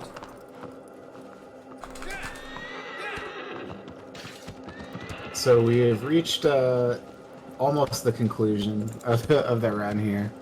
The last Colossus is Malice, and Malice is definitely one of the really like more awe-inspiring moments of the game when you pull up to his arena. And one funny thing to note is this is notoriously Tic Tac's Colossus that trolls him the most, or that he gets trolled on the most. So we actually call it the Tic Tac in the community, where something happens on Malice that is just it's very unfortunate. So we'll see if he can overcome his great enemy here. And I will say, Tic Tac is very good at this fight. It just, for some reason, it's not even things that are like, oh, I messed up this part. It's the game just decides that it hates him at this particular moment. So one time he got soft locked in a place where he was on a world record pace and then couldn't get past, or one time he got flung so far away that he went completely out of the arena. And if you look at the definitions for different terms in the speedrun, you'll actually see that Tic Tac is one of them. And we say this with the most affection in the world, Tic Tac. You know we love you, but it's very funny as well. Yeah, at this point I just accepted it because whenever I try to prove it otherwise, it just goes wrong. Like, one specific moment was during another marathon we did with a very, very big race. Like, I wanted to prove everyone, okay, I can do the hard strats. I did every, like, single strat perfectly, and then for some reason I just get flung away throughout the whole arena, like it's nothing. And nobody really knows why it happened, but yeah, that's just getting tic-tac for you. I was basically delivering the definition of it live on stream. And I even made a compilation out of it on my channel, just proving how many instances of that were the case. For sure. And we actually have some comments. So last minute shout outs and donations before we get towards the end of the game. From Sancho Panda, we have some wonderful waves, some panda waves, and a beautiful quote, which is, when you miss one jump and feel the desire to kill yourself and shake it, don't break it, Zenobia. Thank you so much, Sancho. Then from Aiden, we have sick flips, perfect transfer. Thank you so much for the cheers and the wonderful Zenobia emotes created by the one and only Azuma, also a member of the community. Thank you, Aiden. And Mags, in regards to the Malice comments, said, I want to see you fly again. And then when you mentioned being flung, his response was, flung, you got launched with a wonderful roll. Thank you so much, Mags Vicious, for that faith and for that, for the correction with your own interpretation of what happened there. And now, if you have any triggers with animals dying, there is going to be a moment coming up in just a second here where Agro is going to appear as if she she falls off this bridge and dies. I promise you that she does not actually die. If you watch to the end of the credits, she actually does survive this. But Agro, we salute you. Thank you so much, honey, for your service. Yeah, we refer to it as Agro taking a swim because this horse is indestructible. Nothing can hurt it, even in the game and out of the game. there are actually great bits of analysis from equestrians for like if you look at the size comparison between Wanderer and Agro is absolutely massive, like is a unnaturally large horse, which is amazing, and actually with some of the deeper lore feeds into some people's theories that Wanderer actually stole Agro, and Agro was not initially his horse to begin with. And I just thought that was a really interesting theory. Or maybe Wander is just ridiculously small for a human. Who knows? He's ridiculously small, but so strong. Just the But he can just boy. hold onto Colossi shaking with one hand like it's nothing, yeah. Fall off of huge cliffs and not die. Just like shake it off and then regain that damage in less than a minute. It's fine. I will say this wall with all the flowers, they also made a lot prettier in this version. It looks very nice. Yeah. That's actually one of the things that a lot of people, I think, complain about with this version, is that it has such a different feel compared to the older versions, which I don't know if I necessarily agree with 100%, but there definitely is like a lot of like visual differences between the versions, and I think that's actually really cool. So there's a little something for everyone. Yeah, I would agree with that. I think that the beauty of this game is like every one of the different versions gives a little something different, and just the fact that they took this game that was so iconic and just gave it its own magic with that high-def graphics all over again, I personally really appreciate. So for this Colossus, what TikTok's doing is, even though you usually, in order to avoid these heat-seeking missiles, have to use all of the bunkers and barriers, there is a specific pattern you can take, which TikTok has just executed perfectly, where Malice can't actually hit you, just with the specific mapping that you take. And it looks like he's doing a double roll right here and was able to get that successfully. We call this the pitless strategy, where usually for this strat with the path, you'll actually go just through the very final tunnel. But by just doing those double rolls with the modern remapped controls where the double roll move exists, you can actually get directly under the Colossus without having to use any of the bunkers whatsoever. So just like that, with what would usually be a 4 to 6 minute run up, has actually been reduced to less than a minute. And now TikTok is already making the climb on this Colossus. Now, the next thing that's going to happen after he makes the first half of this climb is normally you have to do a series of stabs and arrow shots and jumps to all different parts of this Colossus in order to be able to climb up all the way onto the chest and head. However, what we can actually do is get what we call an early arrow, just shooting straight into the shoulder all the way from just halfway down the Colossus. And once Malice brings his arm up, we're going to be able to do another little using the physics to work with us. And just like that, TikTok's able to get to the shoulder and is going to try and plant so that he can get all the stabs on this Colossus to take it all the way home. Yep. And from this point on, it's pretty much GG. There is like a small section after this. Well, I see TikTok smiling. I think it's because he might think he might get Malice to it happened before. I don't think it will, but I literally was on a world record pace on an NTA boss rush once, and then before the last step got flung off because Wander lost grip. It was quite heartbreaking, but it's fine here. No, there it is. Nicely done. Not TikTok, yay! One thing. Congratulations! Yeah, so that is all 16 Colossi. Well done, Tic Tac. That was great. And one thing that's really cool about this Colossus, you can actually get a plant on that head sigil, but if you don't get your stabs in exactly the right pattern and pacing, you can actually get flung out of that as Wanderer or as Malice is swinging his head around. But Tic Tac, that was beautifully executed. No Tic Tac whatsoever happening, so well done. Thank you. What I will try to do next is make Dorman float. Maybe you guys can explain what it means. Oh, the Dorman float. So, this is Beautiful. Yeah, go for it. Hopefully, I actually don't even know how it works entirely, but so basically, at the end of the game, Dorman kind of like takes over your body, and because you released all of like his spirit from the Colossi, and so you turn into Big Dorman, and in this. No, didn't make it. Sad. No, didn't get the Dorman float. So you can make Dorman float in this in this like section. It's really funny looking, but unfortunately he wasn't able to get it. But now we got this nice vape cloud. we like to spam. Yeah, we like to spam Vape Nation during this scene. And the final time, so for those people, the imaginary people in our heads who would be calling the timer, we'll call time in just a second when Wander's body hits the pool. But hey, Tic Tac, since we're up on the end of your run, are there any shout-outs you would like to give to your wonderful audience? Towards the amazing Shadow of the Colossus speedrun community, definitely join our Team Eco server if you want to speedrun Shadow of the Colossus, or The Last Guardian, or Eco, any of those, and we have a lot of amazing people willing to help you out with learning the run, or if you just want to follow any of the events we do. Then a big shout out to you commentators, you both are absolutely amazing, thank you so much. And if you give me a follow, because I stream on Twitch, definitely make sure to give them a follow as well, because they deserve it just as much as I do.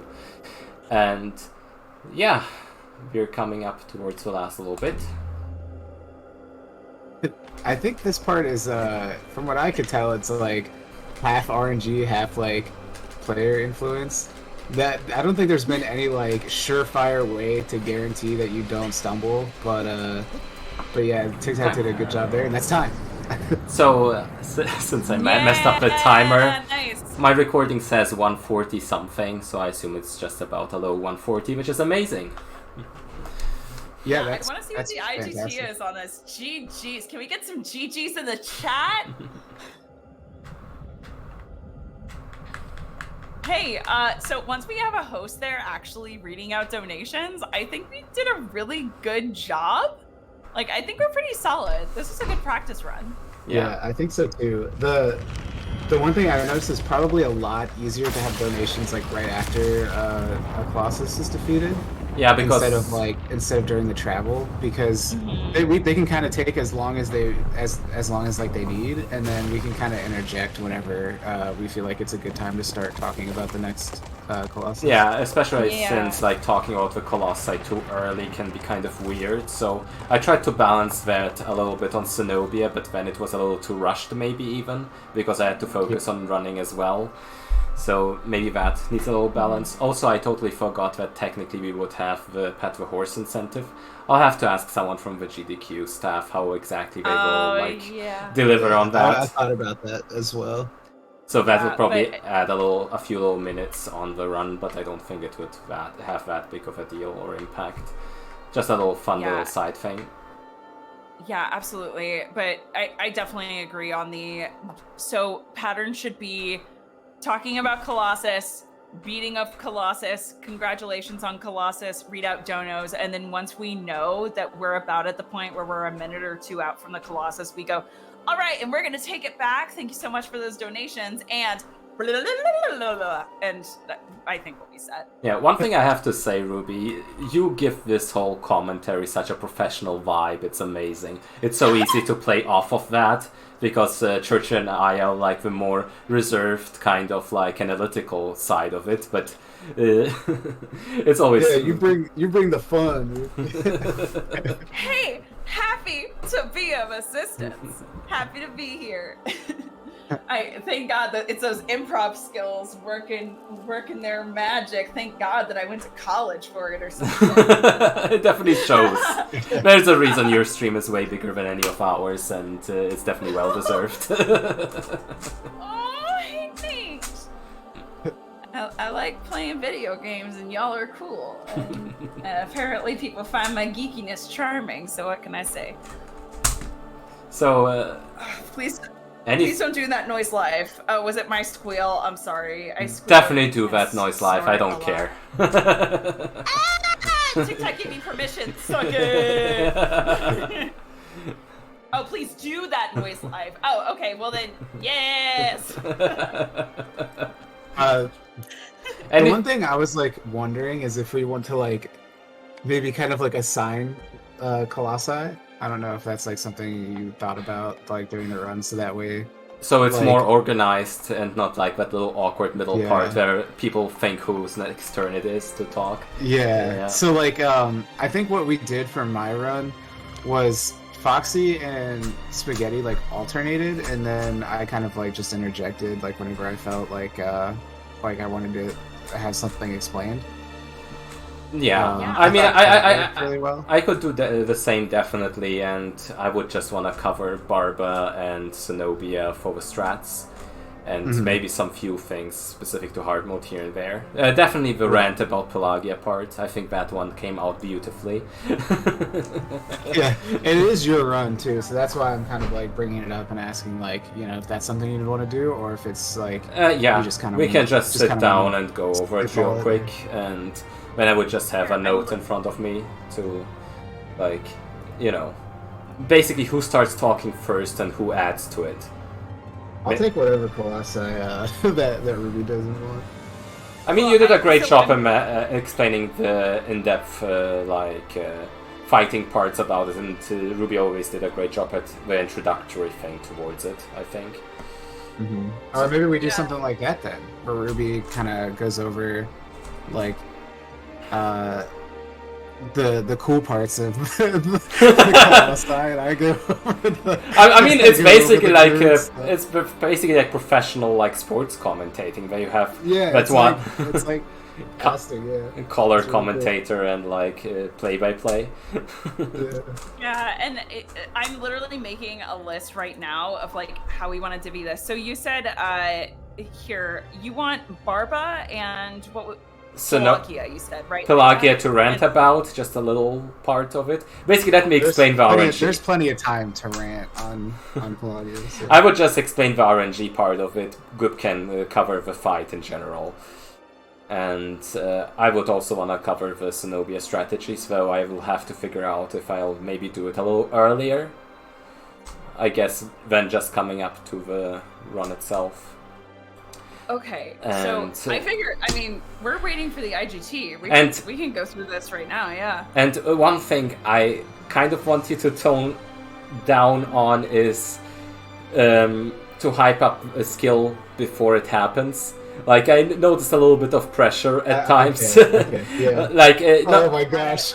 So like during my run when Foxy was like, so I'm just gonna be quiet and let this speak. Yeah, what now? It's like it's a cool way for the Gaius launch. I know that, but there is a chance I miss it, and then it's just awkward. So it's like, part of it is that way, part of it this way. I'm not quite sure how to do it properly yet, because both of those have like legitimate argument for it. But for example, like the Dirge one, where you said it's easier, do that after I one cycle it. Yeah. And otherwise, just say it's very, very difficult and the most insane thing. It's very precise. Just say it's very precise. That's a good. You're right. Sorry about that. No, it's not a problem. That's why we are doing this. And yeah, exactly. The Gaius launch, maybe be a little bit more reserved about it. Talk about like the backups. We figured out how to make this more consistent, and then if I hate it, then say how cool it is and how it's such an insane trick and all that. Maybe like that. Oh wow, TikTok, really quickly, that Namscram just said this was my first time watching a speedrun of this game, and it was really cool to watch, and commentators were great. Oh, thank you. When's GDQ featuring this run?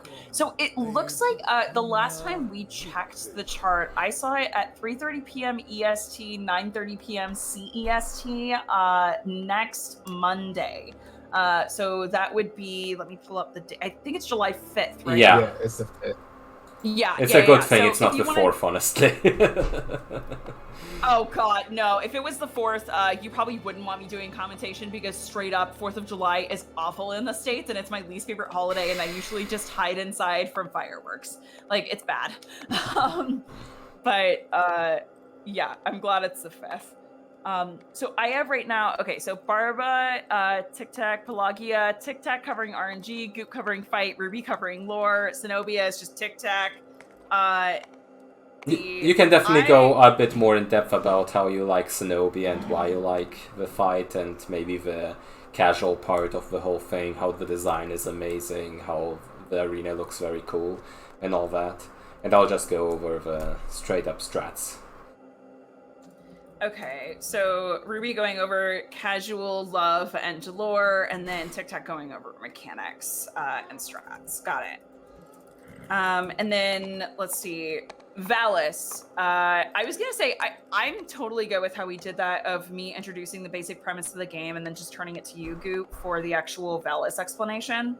Sounds good. If that's good for you. One question is though, like the slash on Valis is such a cool strat. But like, so, I already during this run had a little bit of concern if I should do it or not. I just did it because it's a practice run. But maybe we should just introduce that concept on Gaius and I'll keep it safe. I'm also thinking that it's like, Valis already is like pretty quick, so it's kind of hard to like talk about that. I guess maybe like right after like Valis is killed, but like I'm thinking like on Gaius is probably yeah, and I'll just skip that strat to not embarrass myself by accident because there's always a low chance. Same thing about the side jump on Gaius. I went for it because I'm confident with it, but for some reason whenever there's a marathon, Wander just does something stupid there. So I will probably just do the safe back jump, and if I dare to do the side jump because I feel confident in that moment, if it goes wrong, just give it a good laugh and move on. I think as far as the slash goes too, it's also probably like not all that important to describe it other than like it's a cool little thing. It's a cool fact that you can actually kill with a slash instead of like stabbing. So yeah, I'm just trying to think of certain moments that I should probably adjust for a safe marathon run in that case. 100%. And but also, yeah, Ruby, if you wanted to talk more about like strats and stuff like that, like that's no problem with me. I just thought it like, you know, that's kind of like it's kind of like a cool commentary kind of like trick to have one person kind of go into like the color commentary and the other do. Yeah, no, you can definitely switch it up as well. It worked both ways, but like it would be. It's like little optimization. Honestly, you two are amazing, and the chemistry is there.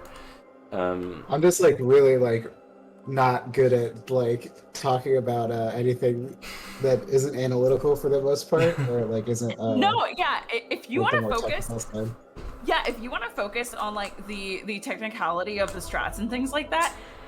You both know that I love the lore of this game and just the way that it's designed overall. So, I'm more than happy to talk about, okay, here's this Colossus, here's the general kind of arena it's in, here's what the intended strats would be. But with the speedrun strats, we do this basic thing and then turning it over to you for going into the technicalities during the actual fight. And then for Colossi, that I'm like, I'm sorry, I hate it, and you will hear nothing but anger in my voice if I talk about it. Like Bassaron, I will just turn to y'all and be like, have fun. Yeah, that's fine. Like I will just get viscerally angry. Yeah, a few little things actually about the strats, just so it's clear.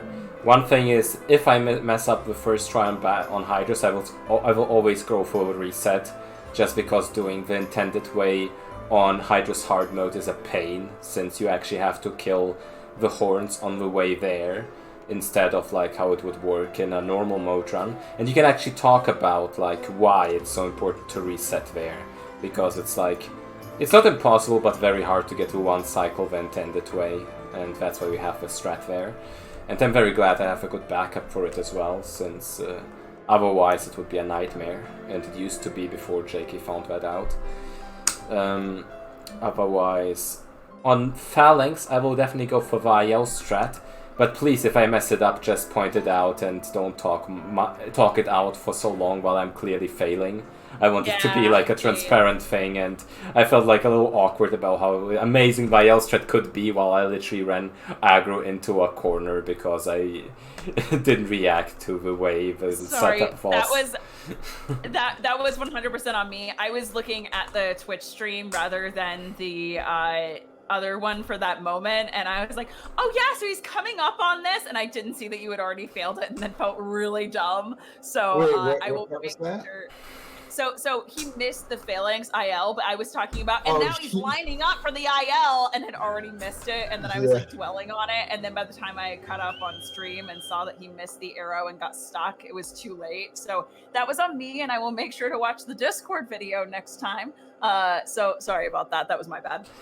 Yeah, and I guess talking about Vial setup itself, it would only make sense if I actually hit it, and if I don't, we can just skip out on what could have been.